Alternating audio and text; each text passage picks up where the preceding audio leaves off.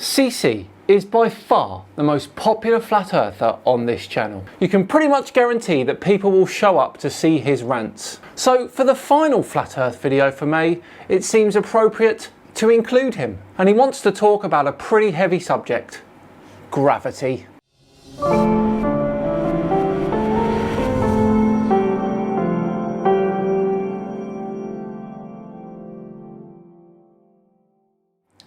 Hello all and welcome along to another Flat Earth Friday and day 30 of One a Day for May.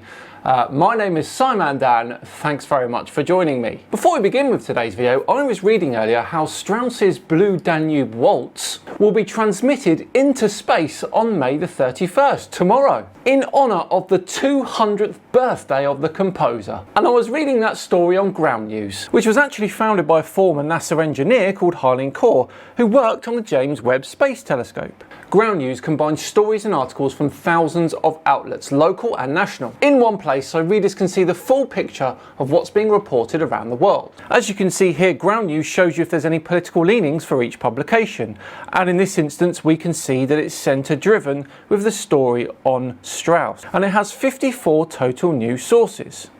For every story you get a quick visual breakdown of the news outlets covering it, their political bias, how factual the source is, which entity owns the source and which countries are covering the story. And Ground News is actually gaining notoriety for its work. They were recently recognised by the Nobel Peace Centre for their impact on media literacy, saying that it's an excellent way to stay informed, avoid echo chambers and expand your worldview. Which is exactly why we use Ground News as well, where you can see every side to every story with access to international perspectives that are hard to find. So then you can make informed decisions where you can read, watch and share the best information available. And Ground News is mission centric too. It's not about eliminating bias but providing better transparency. And they're funded by their community, not by any ads or big investors. So go to ground.news/CeCe to stay fully informed on breaking news and compare media coverage. Subscribe through my link in the description for 40% off unlimited access if you support the mission and find it as useful as I do. Right, on with the video today, which is from the main man himself, CeCe, Chris from New York, Westchester County. Before we start though, I noticed on social media a picture recently. It's a flat earth meetup. David Weiss is there on the right, look, but more importantly, look who is at the head of the table. Good old CeCe. I bet he was ranting as that photo was taken. Good times.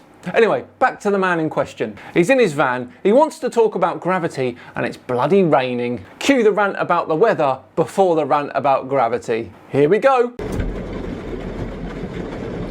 Good morning, good evening, good afternoon, wherever you may be. CeCe here, Chris from New York, Westchester County. It's 5/8/25. As you can hear on the ceiling above me, the pinging of sound of rain.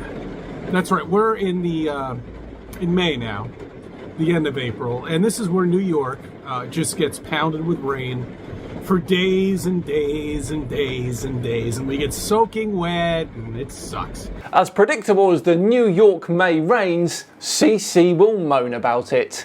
But it just happens every year. If you look back to my videos during the month of May, I think there was one week it rained every day. Every single day it rained. No matter. Oh, I think it does matter, Chris. Your face gives it away. In fact, it probably matters more to you than Flat Earth does. A couple of things I want to talk to you about, and well, let's discuss gravity. Yes. Probably one of the biggest lies of them all, because not a single scientist can tell you anything about it. They know how it works, but they can't explain gravity. And that is partly true, yes. The effects of gravity are well understood and predictable. We can measure gravitational forces, for instance, calculate orbits, predict tides, and send spacecraft to other planets with astonishing precision. But it's fair to say that scientists don't know fully what gravity fundamentally is. Isn't that enough to tell you that something's wrong here? Not really, no. Understanding the effects of something, especially when those effects are measurable, is a valuable part of science. We observe a phenomenon in the universe that influences the motion and interaction of objects, and we've come to understand its effects very well, and we've given this phenomenon a name: gravity. That a scientist with the PhDs up the yin-yang and the education that you'll never have, a person you look up to, a person you trust, a person during an epidemic you listen to. No, we didn't listen to astrophysicists, astronomers or cosmologists when it came to medical science. What's your point there? Can't explain the simplest thing in the world that's holding you down, that's holding everything to this made-up ball. But they can explain it. They just don't know why it happens as it does. There's a difference here. I can explain to you that when I turn the steering wheel in my car, the car turns. I know nothing of the mechanical movements or engineering that goes into that. Now that of course is a crude comparison, but I think you get my drift. And yes, there was a turn my steering wheel driving joke in there. If you got it, well done. Not a single one of them can explain it. Sure, they'll come up with theories, but they can't prove any of them. So, the theories that they've come up with are, the molten lava. Okay, it doesn't matter. Why, if gravity can hold all the water of this fake ball that everybody believes in, trillions and trillions and trillions, quadrillion, who cares? Doesn't matter. Of water in the oceans, so tightly and so perfectly. You've seen the pictures, right? Sure. I know. I know people have logged on and looked at the NASA pictures of the world. It's a perfect ball, all the way down to the centimeter. Well, it's not really, no. The circumference of Earth at the equator is 40,075 kilometres. And from pole to pole, the circumference is 40,008 kilometres. That means that Earth is slightly wider at the equator than it is pole to pole. Technically, it's an oblate spheroid, not a perfect sphere. Although some scientists do say it's the shape of a pear, but, we'll just leave it at that. Yes, because they didn't say an actual pear shape, did they? But if you look at the pictures, yeah, it is a perfect ball. Well, the small difference is not enough to be noticed by the human eye, so I guess I've got to give you that one, haven't I? Perfect sphere. Perfect. So, the gravity can hold the atmosphere and the water and everything. What about these raindrops that are coming down? You hear them, don't you? You should be able to. I think my speaker's that good on this phone. Why doesn't it just pull all the water out of the sky? That's what rain is, Chris. Rain happens because water vapour condenses into droplets in the sky. And when those droplets get big enough, gravity pulls them to the ground. Without gravity, that condensed water would never fall. It would just float in the atmosphere indefinitely. Why doesn't it pull the clouds down? Clouds are suspended because they're made from very light droplets balanced by atmospheric forces until gravity eventually overcomes that balance, hence rain. I don't know. You don't know, but you think that gravity's not real and that the Earth is flat. Right, okay. Because I don't understand what gravity is, and not a single person can tell me what gravity is. Let's get back to what I was talking about earlier, and that's the radar.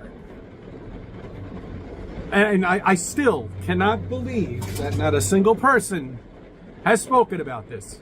All right? I mean, this is 101, okay? That's all it is at this point.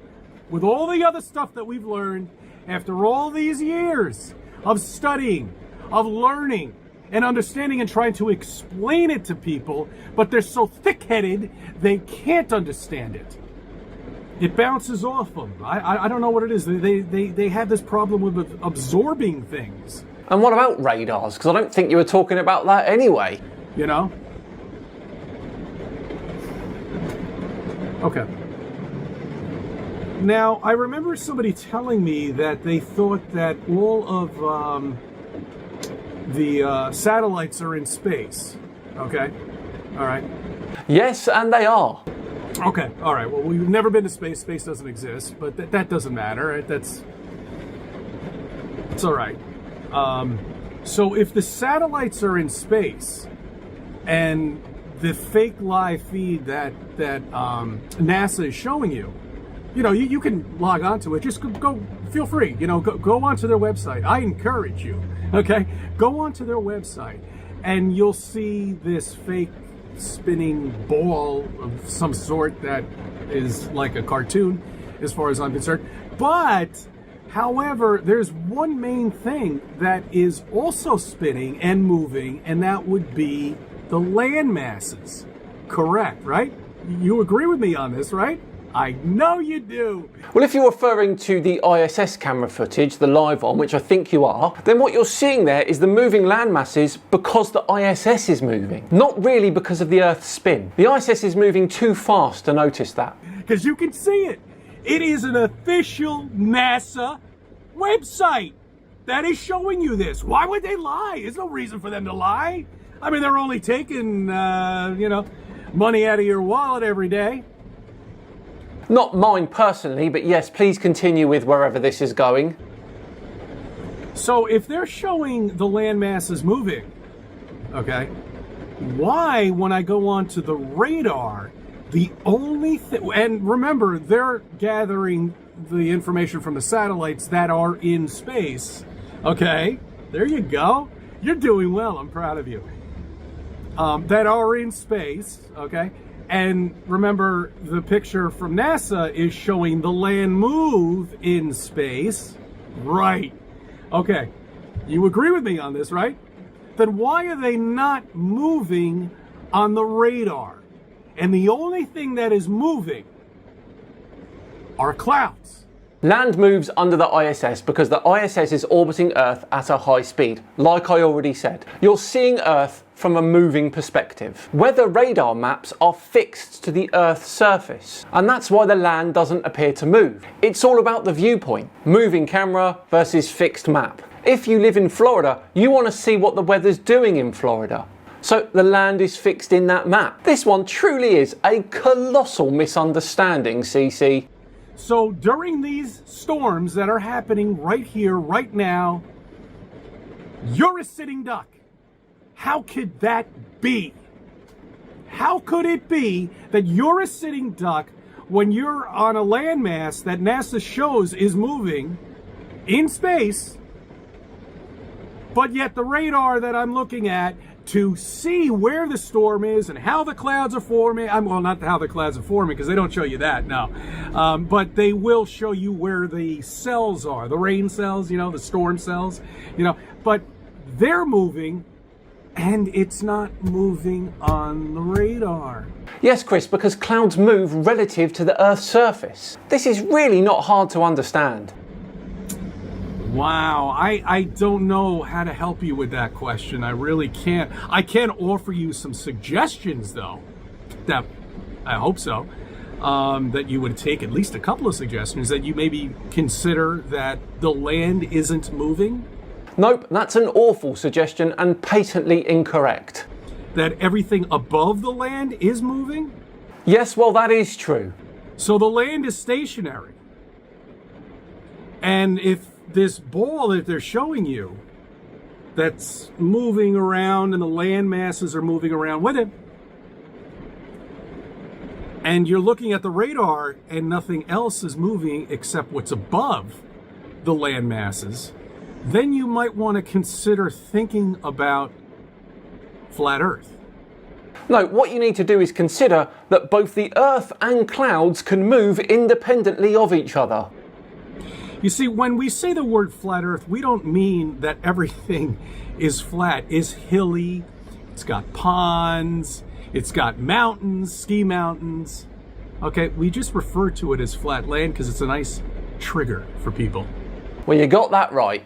It triggers people. It definitely does, because they don't understand. They don't understand flatland because they're looking at mountains. They're computing pictures that they've been fed to all of their lives. Okay, so they can't comprehend it. They think when we mean flat, we're talking a flat piece of cardboard. That's not what we mean. Okay. I know exactly what you mean, Chris, and as ever, you are wrong. And actually, you're so colossally wrong on this occasion that it's even funnier than usual. Wow. Have a great day, my friend, and I hope that rain stops soon. Well, there we go. What do we think there of CeCe's video and that massive misunderstanding of not just gravity, but radars too? Excellent, right? Just let me know in the comments below what you thought. As I say, we're all done and dusted for another one. Thank you so much for watching today. It's very much appreciated. If you enjoyed it, please subscribe to the channel for more of the same. And of course, a massive thumbs up would be very thankful as well. Just enough time to once again thank Ground News for sponsoring today's video. Remember, go to ground.news/Simon to stay fully informed on breaking news and compare media coverage. Subscribe through my link in the description for 40% off unlimited access if you support the mission and find it as useful as I do. I've been Simon Dan. Have yourselves a great day, and I'll see you all tomorrow for another Saturday session. See you then.